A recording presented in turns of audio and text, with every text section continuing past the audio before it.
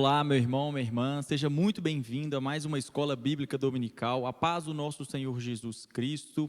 Meu nome é Lucas Júnior, eu sou um dos muitos líderes aqui dessa casa e hoje eu estou com a incumbência, a responsabilidade, mas também o privilégio de expor com você as Sagradas Letras. E hoje a gente vai finalizar, leremos e estudaremos e aplicaremos o último capítulo do livro de Ezequiel, Ezequiel capítulo 48. Leremos e estudaremos hoje e iremos finalizar esse livro lindo, esse livro maravilhoso, que é o livro de Ezequiel. Então, eu te convido a abrir aí a sua Bíblia para que a gente possa ler o texto juntos. Logo depois eu irei explicar o texto com você e aplicar o texto com você. Amém? Como de costume, eu irei ler na versão NVI. E o tema do nosso sermão, do nosso último sermão dentro do livro de Ezequiel é a divisão da terra. Então, abra aí a sua Bíblia para que a gente possa ler juntos e estudar esse texto maravilhoso. E antes de mais nada, eu queria pedir para você, se você perdeu alguma exposição de algum capítulo, vai no nosso canal do YouTube, da Lagoinha, e volta lá e assiste, não perca nenhuma exposição, não perca nenhum estudo, para que você possa compreender a beleza e a profundidade do que esse livro tem para instruir a sua vida. Amém? E se ficar qualquer dúvida dentro daquilo que eu vou expor hoje, o meu Instagram é Lucas Júnior Miranda. Se ficar qualquer dúvida, pode me chamar lá e vai ser um prazer conversar com você. Amém? Então, vamos lá, abre aí a sua Bíblia, irei ler na versão NVI Ezequiel capítulo 48. Amém? O texto vai dizer assim: essas são as tribos relacionadas nominalmente. Na fronteira do norte, Dan terá uma porção. Ela seguirá a estrada de Etlon e até Lobo Amate, Azar, Enã e a fronteira norte, vizinha a Damasco. Próxima a Amate, farão parte dos seus limites, desde o lado leste até o lado oeste. Aser terá uma porção. Esta margeará o território de Dan do lado leste ao oeste. Naftali terá uma porção. Esta margeará o território de Aser do lado leste ao oeste. Manassés terá uma porção. Esta margeará o território do Naftali de leste a oeste. Efraim terá uma porção. Esta margeará o território de Manassés do leste a oeste. Ruben terá uma porção. Esta margeará o território de Efraim do lado leste ao lado oeste. Judá terá uma porção. Esta margeará o território de Ruben do lado leste a oeste. Margeando o território de Judá do leste a oeste, estará a porção que vocês apresentarão como dádiva da sagrada. Terá 12,5 km de largura e o seu comprimento, do lado leste a oeste, equivalerá a uma das porções tribais. O santuário estará no centro dela. A porção sagrada que vocês devem oferecer ao Senhor terá 12,5 km de comprimento e 5 km de largura. Essa será a porção sagrada para os sacerdotes. Terá 12,5 km de comprimento no lado norte, 5 km de largura do lado ocidental, 5 km de largura do lado oriental e 12,5 km de comprimento do lado sul. No centro dela estará o santuário do Senhor. Verso 11. Pertencerá aos sacerdotes consagrados, os zadoquitas que foram fiéis em me servir, não se desviaram, como fizeram os levitas quando os israelitas se desviaram. Será um presente especial para eles de porção sagrada da terra, uma porção santíssima, margeando o território dos levitas. Ao longo do território dos sacerdotes, os levitas terão uma área de 12,5 km de comprimento e 5 km de largura. Seu comprimento total medirá 12,5 km e sua largura 5 km. Então não a venderão, nem trocarão parte alguma dela. Esta área é a melhor de todo o território, e não poderá passar para outras mãos, porque é santa para o Senhor. A área restante, 2,5 km de largura e 12,5 km de comprimento, será para o uso comum da cidade, para as casas e para as pastagens. A cidade será o centro dela. A terra está de medidas. O lado norte, 2.250 metros. O lado sul, 2.250 metros. O lado norte, 2.250 metros. E o lado oeste, 2.250 metros. A cidade terá uma área livre de 125 metros ao norte, 125 metros ao sul, 125 metros ao leste e 125 metros ao oeste, que servirá para pasto. O restante da área, ao longo da porção sagrada, será de 5 km no lado e 5 km do lado oeste. Suas colheitas fornecerão comida para os trabalhadores da cidade. Esses poderão vir por todas as tribos de Israel. A porção toda, incluindo a cidade, será um quadrado de 12,5 quilômetros de cada lado. E uma das dádivas sagradas, como tal, vocês reservarão. As terras que restarem em ambos os lados da área tomada pela porção sagrada e pela cidade pertencerão ao príncipe. Elas se estenderão para o lado leste a partir dos 12,5 quilômetros da porção sagrada até a fronteira leste, e para o oeste a partir dos 12,5 quilômetros da fronteira oeste. Essas duas áreas paralelas ao comprimento das porções das tribos pertencerão ao príncipe, e a porção sagrada, inclusive o santuário do templo, estará no centro delas. Assim, a propriedade dos levitas e a propriedade da cidade estarão no centro da área que pertence ao príncipe. A área pertence ao príncipe estará na fronteira de Judá e a fronteira de Benjamim. Quanto ao restante das tribos, Benjamim terá uma porção, e esta se estenderá ao lado leste ao lado oeste. Simeão terá uma porção e margeará o território de Benjamim do lado leste a oeste. Issacar terá uma porção, esta margeará o território de Simeão lado leste a oeste. Zebulon terá uma porção, essa margeará o território de Issacar do lado leste a oeste. Gade terá uma porção, essa margeará o território de Zebulon do lado leste a oeste. A fronteira sul de Gade vai desde Tamar no sul até as águas de Meribá Gades, e depois ao longo do ribeiro do Egito até o Mar Grande. Esta é a terra que vocês distribuirão às tribos de Israel como herança, e serão essas suas porções. Palavra do soberano Senhor. Verso 30. Essas serão as saídas da cidade, começando pelo lado norte, que tem 2.250 de comprimento. A porta da cidade receberá o nome das tribos de Israel. As 3 portas do lado norte serão a porta de Ruben, porta de Judá e porta de Levi. No lado leste, que tem 2.250 metros de comprimento, haverá 3 portas, de José, Benjamim e Dan. No lado sul, que tem 2.250 metros de comprimento, haverá 3 portas de Simeão, Sicar e Zebulon. No lado oeste, que tem 2.250 metros de comprimento, haverá 3 portas, a porta de Gade, de Asser e de Naftali. A distância total ao redor será de 9 quilômetros, e daquele momento em diante o nome da cidade será: O Senhor está aqui. Essa é a leitura do texto de Ezequiel capítulo 41, nós lemos do verso 1 ao verso 35. E eu quero orar com você, pedindo para que o Senhor, na medida de toda graça, toda a sua misericórdia, possa nos trazer revelação a esse texto. Um texto tão, às vezes, cheio de informação, de detalhes, mas que é inspiração, é inspirado por Deus, é palavra de Deus e pode sim nos instruir. Amém? Então, Pai, eu peço ao Senhor, em nome de Jesus, que o Senhor possa vir falar ao nosso coração, ao coração da Tua igreja, ao coração dos santos, para que essa palavra possa nos trazer entendimento e graça, para que a gente possa conhecer mais o Senhor, praticar a Tua palavra e amar mais o Senhor. Pai, eu peço, venha nos instruir e falar conosco em nome de Jesus. Amém, amém e amém. Irmãos, a nível de introdução e quase que uma conclusão do livro de Ezequiel, chegamos ao fim desse livro maravilhoso, esse livro que por muitas vezes é obscuro, visões difíceis, muito simbolismo, literalidade, gênero literário de texto, que vamos de poesia, vamos de narrativa, vamos de símbolos, mitos e muitas coisas, um texto muito rico.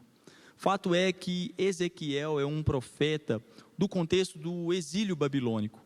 Ezequiel, ele está na Babilônia, ele está numa terra distante, ele está com seus conterrâneos ali, muitos morreram no meio do caminho, em pelo menos 3 empreitadas, um caminho distante, um caminho permeado de perigos, deserto, rios, animais, salteadores. Muitos morreram no cerco, muitos morreram no trajeto.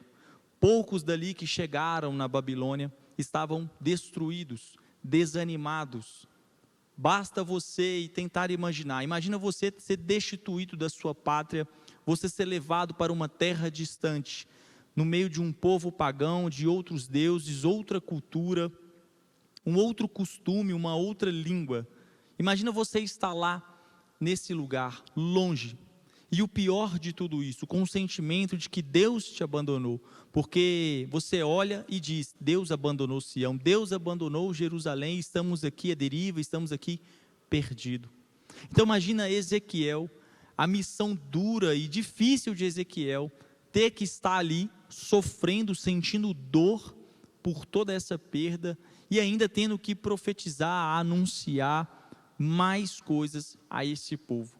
E Ezequiel, no início do seu livro, ele começa dizendo do porquê o povo parou ali. Não foi à toa, não foi falta de aviso. Os profetas, o Senhor na sua graça e misericórdia enviou os profetas, avisou o povo que se o povo não se arrependesse, que se o povo não voltasse para os caminhos do Senhor, se o povo continuasse na vida de pecado, imitando essas nações que o Senhor reprovava, o Senhor iria precisar intervir na sua disciplina.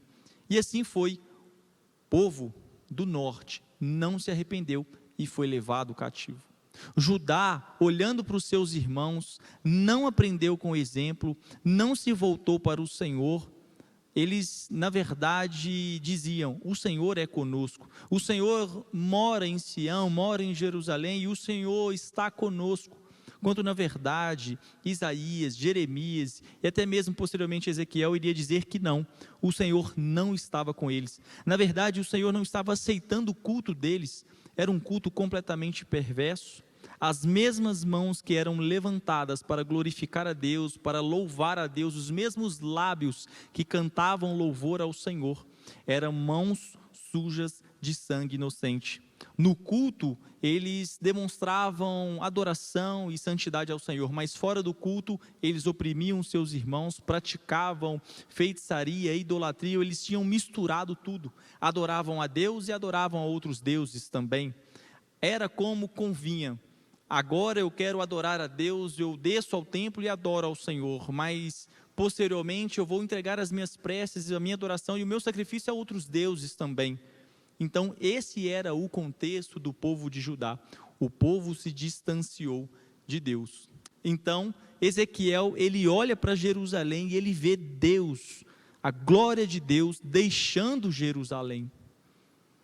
Deus, na sua disciplina não destrutiva, mas na sua disciplina corretiva, precisou enviar o povo ao exílio babilônico, para que o povo então aprendesse, para que o povo se arrependesse e se voltasse para Deus. Quando a gente lê o texto de forma retroativa, nós vemos que de fato o povo sofreu muito. E quando a gente olha para a nossa vida, quando nós estamos num momento, numa vida difícil, de tribulação, de dificuldade, no momento da ação de Deus corretiva, ninguém gosta de ser disciplinado. No momento da disciplina, não vem um sentimento bom, não vem alegria, mas posteriormente, quando você olha para trás, você percebe que se Deus não tivesse disciplinado, que se Deus não tivesse te corrigido, aonde você estaria agora? Quantos nãos de Deus pôde te livrar da morte? Quantas portas fechadas de Deus te livrou de você entrar em enrascadas que talvez não teriam saídas? Os nossos pais mesmo, que muitas vezes diziam não para a gente, não davam corda, não aceitavam algumas decisões que outrora nós queríamos fazer, adolescentes, jovens, tolos, sem muita sabedoria, achamos que sabíamos de tudo, mas os nossos pais, homens sábios, os nossos pastores, os nossos líderes, às vezes dizendo não para a gente, às vezes o próprio Deus dizendo não. Quantas vezes você aprendeu sendo disciplinado? E não é diferente, assim era com o povo, assim foi com o povo, assim continua sendo com o povo e assim vai continuar sendo com o povo e com a igreja do Senhor. Então, Deus disciplinou o seu povo, mas é uma disciplina corretiva e não destrutiva. E por que eu estou dizendo isso? Porque na segunda metade de Ezequiel, nós temos agora não Deus abandonando o seu povo por completo, mas Deus ele volta para restaurar o seu povo. E dentro do contexto maior que temos do capítulo 40 ao capítulo 48, é uma das porções mais difíceis desse livro, porque afinal de contas, quando você vai ler do capítulo 40 ao capítulo 48, estamos dentro do capítulo 48, é por isso que eu quero expor com você a nível de introdução, para que você entenda aonde estamos nesse momento. Do capítulo 40 ao capítulo 48, é Deus retornando para Israel. É Deus dizendo para o povo: eu vou voltar a habitar com vocês, eu vou voltar a estar no meio de vocês. E que notícia maravilhosa! Imagina o povo abandonado, o povo sozinho, o povo imaginando que nunca mais voltaria a ver Jerusalém, nunca mais voltaria a ver a sua pátria, Sião, nunca mais voltaria a congregar, a louvar o Senhor no templo do Senhor. E ouvir a mensagem do profeta dizendo: Deus vai voltar a habitar com vocês, Deus vai voltar a estar com vocês. Isso é uma notícia maravilhosa.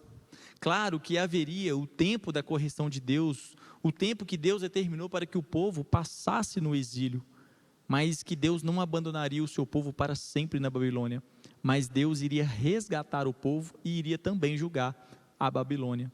Então esse contexto maior está dentro dessa restauração do povo. Então eu quero me ater com você dentro de uma perspectiva. Por quê? Porque esse livro é um livro muito rico, e dependendo da ótica que você vai ter para ler esse livro, você pode interpretar o texto que estamos lendo pelo menos de duas formas. A primeira forma que você pode interpretar esse texto é se você tiver uma escatologia, uma visão de estudo do fim dos tempos, mais literalista. Você talvez é um milenista, um dispensacionalista, ou seja, você vai acreditar que muito das profecias do Antigo Testamento vai se cumprir para o povo de Israel de forma literal. Logo, no milênio de Cristo, quando Cristo vier e reinar os 1000 anos, muito das profecias que não se cumpriram ainda irão se cumprir de forma literal. Se você acreditar dessa forma, você vai ler esse texto e vai entender que nesse momento haverá a construção de um templo, ou seja, a leitura do texto vai ser um texto que você vai lendo e entendendo de forma literal, de forma que haverá sim um templo construído. Esse templo que estamos lendo do verso 40 ao 48, a divisão da terra, da cidade, isso acontecerá de forma literal. Isso ainda não se cumpriu. Isso é a primeira forma que você pode ler e entender o texto. A segunda forma que você pode entender esses textos é se você tem uma perspectiva escatológica mais amilenista, aonde você acredita e tem uma visão dos fins dos tempos, que isso não vai acontecer de forma literal, que isso tem um conteúdo teológico e simbólico, aonde Deus está instruindo e ensinando verdades em princípio ao seu povo, pois no fim dos tempos, Cristo irá voltar em glória e irá reinar com um só povo, ou seja, o povo dele, sendo judeu ou gentio, um só povo. Amém? Então, independente dessas duas perspectivas que você vai ter para interpretar esse texto, você pode chegar de forma secundária em pontos de vista distintos. Então, por isso que eu não quero me ater aqui dentro da visão escatológica da porção de texto que estamos lendo, mas eu quero me ater num ponto em comum. Dentro dessas duas visões, nós podemos ter um ponto em comum para que a gente possa ter um ensinamento desse texto. E esse ponto em comum é que Deus ele é justo, que Deus ele é fiel, Deus ele é um Deus de ordem, de decência, e que Deus ele é misericordioso. Deus não abandona o seu povo, Deus não abandona você, Deus é muito misericordioso, mas Deus também é um Deus justo, é um Deus de ordem, de disciplina e decência. Nós não podemos adorar a Deus de qualquer forma, nós não podemos inventar norma, nós não podemos inventar culto, nós não podemos inventar formas de adorar a Deus. Deus ele exige uma forma de adoração. Não perca de vista o contexto histórico e o contexto teológico que temos no livro. O povo está aqui justamente porque pecou contra o Senhor. O povo está aqui porque justamente inventaram adoração, inventaram o sacrifício, trocaram a forma de sacerdócio. Eles pecaram contra o Senhor, eles não foram fiel à palavra do Senhor, eles não foram fiel à forma de culto que Moisés tinha deixado para o povo, que os profetas diziam para os reis: voltem à verdadeira adoração, voltem à essência, voltem para a Torá, voltem para a palavra do Senhor. Não imitem essas nações, não pegam as religiões dessas nações e tragam para cá, para que se misture. Vamos ser fiéis ao Senhor. Então lembre que o povo estava lá porque pecou contra o Senhor. Deus, ele é misericordioso e justo, ele vai resgatar o seu povo, mas lembra que o povo está lá para ser resgatado porque pecou contra o Senhor. Mas glória a Deus pela sua graça e misericórdia de Deus, porque ainda que a gente possa vacilar e pecar contra o Senhor, nós podemos achar um lugar de arrependimento e clamarmos ao Senhor para que Ele venha até nós com a sua graça e misericórdia. Então é nessa perspectiva que eu quero voltar com você na leitura e explicar esse texto com você e aplicar com você. Independente da visão escatológica que você for seguir no texto, aonde você vai ter uma hermenêutica, uma teologia bíblica, onde você vai conectar esse texto, obviamente, com Daniel, com Apocalipse, você vai conjurar e vai entender e vai poder compreender aquilo que está dizendo ao texto. Então, independente dessas visões escatológicas, eu quero me ater com você dentro desses temas: disciplina, ordem, decência, graça e misericórdia. Porque é isso que Deus teve com o povo. Apesar do povo ter pecado contra o Senhor, apesar do povo ter se esquecido do Senhor, Deus corrigiu o seu povo e resgatou o seu povo. E é isso que Ele continua fazendo. É isso que Ele continua fazendo com o seu povo, com a sua igreja, com você. Você que muitas vezes erra com o Senhor, você que muitas vezes não cumpre a palavra do Senhor. Aí Deus vem, te corrige, te disciplina e Ele volta com graça e misericórdia para você. Amém? Queria que você voltasse aí ao texto, para que a gente pudesse entender de forma um pouco mais simples e clara, porque o texto ele é muito robusto em informações, em paralelismo, em repetições. Mas, se você vê aí do verso 1 ao verso 7, o texto vai trabalhar com as tribos do norte. Lucas, que tribos são essas? São os filhos de Jacó, os 12. E nós temos os 2 filhos de José sendo representados por José. Então nós temos originalmente os primeiros 12 filhos de Jacó, as 12 tribos de Israel. Então nós temos Deus dividindo as tribos, começando pelo norte. Depois nós temos o verso 8 ao verso 22, territórios centrais e a cidade. Deus ele começa a divisão pelo norte e ele vai descendo até chegar à região central. Na região central ele faz a divisão da terra e também a cidade que é aproximadamente de 2,5 quilômetros quadrados. E não somente isso, mas ele também faz a separação das terras para o ofício sacerdotal. Essa terra que seria separada para este ofício, ela não poderia ser entregue, ser vendida. Mas Deus, ele delimita muito bem a função de cada coisa. E sempre foi assim. Quando você vai para Levítico, Número, Deuteronômio, onde é uma repetição da lei, você vai ver que Deus, ele é muito detalhista, que Deus, ele pontua cada coisa. E em Números, quando você vai para a divisão da terra com Moisés, essa divisão da terra é muito semelhante àquela divisão. Mas você percebe a necessidade, a preocupação até do profeta e de Deus, repetir essas informações e ser muito detalhista referente a isso.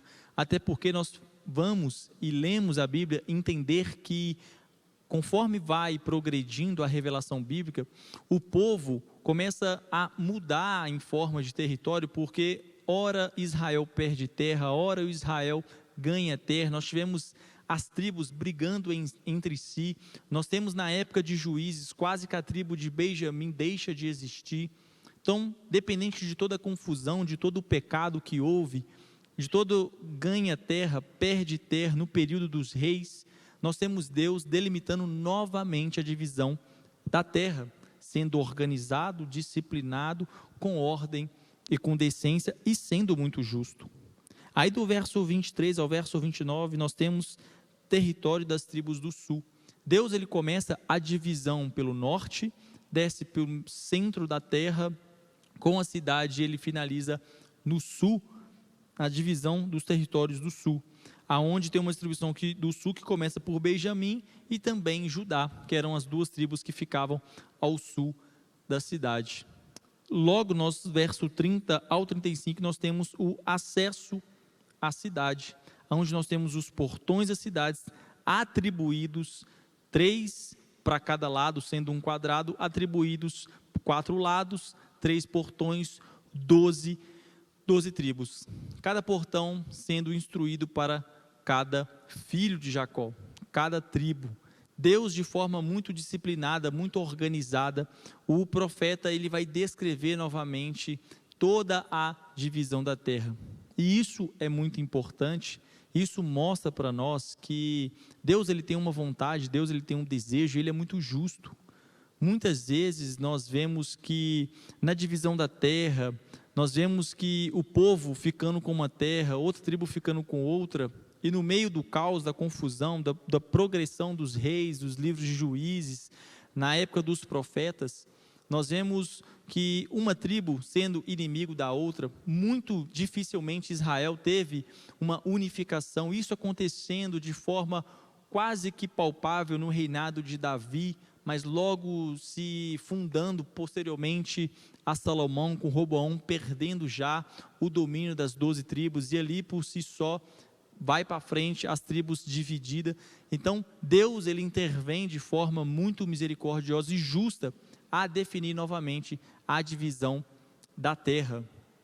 Conclusão, aonde o livro ele finaliza aqui, você vai entender que Ezequiel ele tem uma mensagem muito clara. A mensagem é que Deus ele não aceita qualquer coisa. E Deus avisou para o povo que se o povo não seguisse a palavra dele, o povo enfrentaria juízo e disciplina. E isso aconteceu. Mas Deus, sendo gracioso, misericordioso e prometendo permanecer com o povo, prometendo não destruir completamente o seu povo por amor de si, ele resgata o seu povo. Mas ele não só resgata o seu povo, mas ele instrui novamente o seu povo. Ele dita uma nova palavra para o seu povo, ele dita um novo caminho para o seu povo, porque Deus é misericordioso e Deus ele não abandona por completo o seu povo. Então, dentro disso, eu quero aplicar com você, lembrando que nos atendo dentro da perspectiva da disciplina, da ordem e da justiça de Deus. Eu quero aplicar com você entendendo que esse texto nos ensina, e que Ezequiel nos ensina muito, que Deus é um Deus justo. Justiça é uma palavra e um termo muito mal compreendido nos tempos de hoje, muito complicado nos dias de hoje, porque nós somos uma geração, numa revolução afetiva, em que o que nós sentimos é aquilo que dita a realidade, quanto na verdade a realidade ela é externa, ela está fora de nós. Então não é o que eu sinto que dita a realidade existente.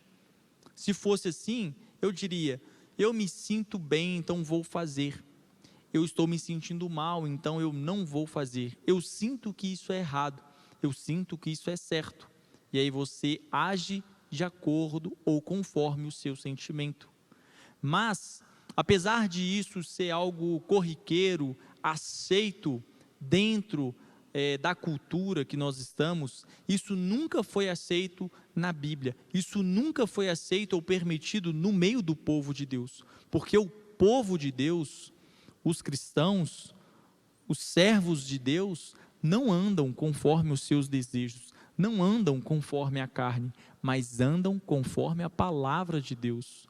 Então, isso tira e exime todo o sentimento de você entender que ou aquilo que é errado ou aquilo que é certo. Porque não é você quem vai ditar o que é certo e o que é errado. Não é você quem vai ditar aquilo que pode e aquilo que não pode fazer. Porque não cabe mais a você, mas sim a palavra de Deus. Então, independente se você achar que é certo ou que é errado, se a Bíblia fala que é pecado, não adianta você dizer que é dificuldade, é pecado. Não adianta você dizer que você agora vai adorar a Deus de uma forma, porque você acha aquilo mais assertivo, que faz mais sentido. Se a palavra dizer se a palavra de Deus dizer que não é certo, não é certo, e Deus não aceita a sua adoração, Deus não vai aceitar o seu sacrifício, Deus não vai aceitar o seu voto, Deus não vai aceitar a sua adoração. Lucas, mas quem é você? Por que você pode falar se Deus vai aceitar ou não algo? Eu estou falando, e com convicção, não por mim mesmo, mas pela palavra de Deus. Se você adora a Deus de uma forma, e essa forma é totalmente contrária às sagradas letras, você está adorando a outro Deus, não ao Deus bíblico.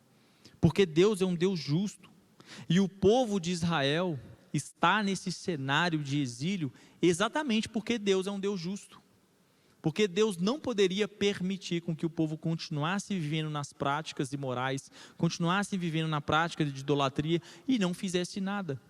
Porque Deus já havia dito para o povo, antes que o povo entrasse na terra prometida, que se o povo imitasse as nações pagãs, que se o povo imitasse as práticas detestáveis que o Senhor tinha colocado nas circunvizinhanças de Canaã, o povo enfrentaria o juízo de Deus, que Deus iria destruir Judá, que Deus iria destruir Israel, assim como Deus destruiu, assim como Deus dissipou as nações vizinhas para que Israel pudesse entrar na terra, assim Deus faria com o próprio povo de Israel, dissipando eles entre as nações vizinhas.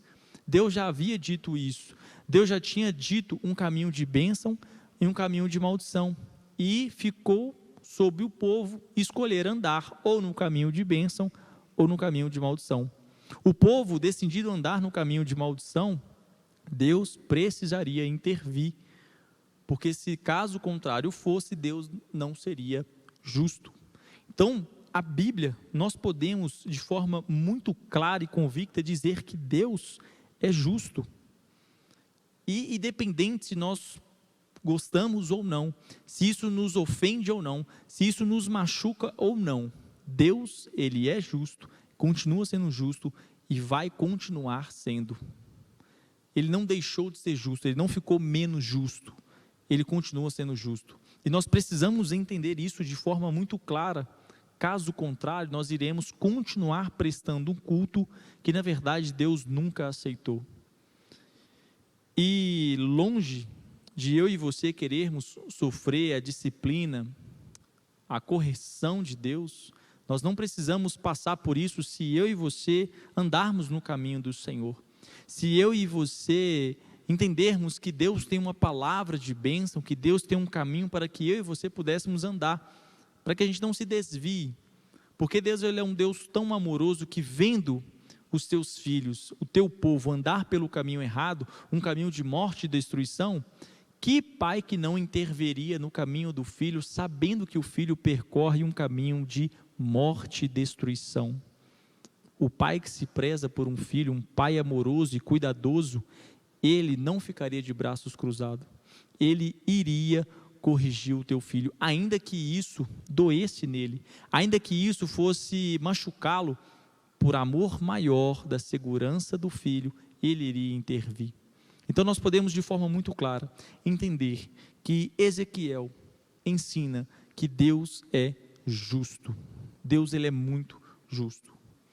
A segunda aplicação que eu quero colocar aqui no texto, que é outro atributo de Deus, que Deus, Ele é um Deus santo e, por sua vez, exige santidade. Deus é um Deus santo e exige santidade. O povo não buscou a santidade e precisou passar pela disciplina corretiva de Deus. Ou seja, Deus lá atrás pegou Israel e por muitos e muitos textos bíblicos, Deus vai dizer que escolheu Israel não porque Israel era a maior nação, não porque Israel era a nação mais forte, mas porque Deus quis escolher Israel, que na verdade era a nação mais fraca, uma nação pífia, uma nação economicamente fraca, um exército que nunca chegou aos pés dos melhores exércitos do seu tempo, um exército de camponês, um povo frágil, um povo camponês, um povo pastoril, um povo fraco, mas que Deus iria lutar por esse povo, que Deus iria à frente por esse povo. mas que Deus disse: olha, eu vou andar com vocês, eu vou estar no meio de vocês. Por isso, eu, sendo um Deus santo, eu não posso habitar, eu não posso andar no meio de um povo que não seja santo. E aqui, entre parênteses, eu quero apenas explanar com você e te relembrar esse termo tão importante, santo. Muitas vezes nós entendemos que santo, ou temos uma perspectiva que santo, talvez é aquela pessoa que nunca peque, é aquela pessoa que nunca erra. Nossa, que pessoa santa, é uma pessoa tão boa, né? Mas, e muitas vezes, em quase a sua maioria, quando a Bíblia vai trazer o termo santo, é simplesmente ser separado. Ou seja, quando Deus, ele pega utensílios e fala assim, ó, isso aqui vai ser santo, isso aqui vai ser separado para um ofício. Ou seja, aquela vasilha que antes era atribuída a qualquer ofício de lavar as mãos de qualquer pessoa, agora ela está separada e apenas sacerdotes podem usar essa vasilha, ou seja, ela está separada para um ofício santo, um ofício separado. Ela não pode fazer nada, ela não pode fazer nenhuma outra coisa, ela só tem agora aquele ofício, ou seja, ela está separada. Então Deus disse para o povo: agora vocês são um povo separado dos outros povos. Se os outros povos cometem imoralidade sexual, se os outros povos adorem outros deuses, as estrelas, os astros, a natureza, os animais, se os outros povos escravizam, cometem a maldade, escravizam os próprios irmãos, guerreiam sem sentido, se os outros povos fazem isso, não, vocês não vão fazer isso, vocês vão ser separados. Então Deus habitando no povo, Deus caminhando no meio do povo, Deus sendo um Deus santo, também exigiu santidade do povo. Lucas, isso não mudou?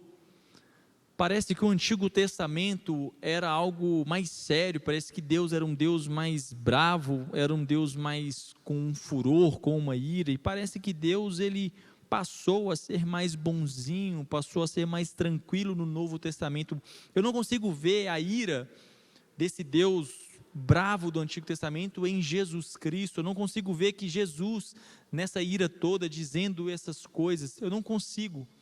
Bem, é um achismo quase que sustenta pela leitura bíblica, porque Deus é um, Deus não muda, Deus é o mesmo ontem, é o mesmo hoje e será o mesmo amanhã. Deus, ele continua exigindo santidade, e isso valia para o seu povo e continua valendo também nos dias de hoje. Perceba comigo que em Ezequiel, que Deus exigiu santidade para o seu povo, e o povo não cumpriu, foi para o exílio babilônico. Depois dos 70 anos, Deus retorna com o seu povo para Jerusalém, e o povo novamente com a missão de ser santo, mas nós temos o povo novamente falhando. E o que isso aconteceu? O que ocorreu depois disso? Novamente mais jugo, mais nações vizinhas e pagãs trazendo jugo e escravidão para o povo de Deus. E isso continua sendo verdade na igreja primitiva, durante a história da igreja e nos dias de hoje. Deus, ele continua sendo um Deus santo e que exige santidade. Isso vale também para as igrejas. As cartas pastorais está repleta de advertências dizendo: sejam santos. Pedro, ele retorna lá em Deuteronômio, Levítico, para dizer que eu sou um Deus santo, então sejam santos também. Ele não muda, mas a exigência de santidade, desde o Antigo Testamento até o Novo Testamento, é a mesma. Há uma exigência de santidade. A igreja do Senhor Jesus Cristo precisa ser separada. Quando a igreja, o povo de Deus, começa a se misturar demais com o mundo, e perceba o que eu falo aqui, não é você sair do mundo, não é você não conviver com o mundo. O próprio Jesus disse que ora, não para que a gente possa sair do mundo, porque isso não existe. Você vai conviver com pessoas que não são cristãs, você vai conviver com pessoas que não temem a Deus, no seu trabalho, na sua escola, na sua faculdade, na sua família. Você às vezes tem um pai, uma mãe que não é crente, um tio, uma tia. Estou falando para você não conviver com eles. A Bíblia não manda isso não está em lugar nenhum. Mas a Bíblia fala para você ser separado, ou seja, você não fazer o que eles fazem, é você não pensar como eles pensam, e você não sentir, não entender, não ter uma ótica, uma cultura, uma vivência, uma mente como eles têm. A sua mente precisa ser renovada, você tem um novo espírito, você tem uma nova perspectiva de vida. Agora não é mais você quem acha alguma coisa, é Cristo que acha, porque você entregou a sua vida a Jesus.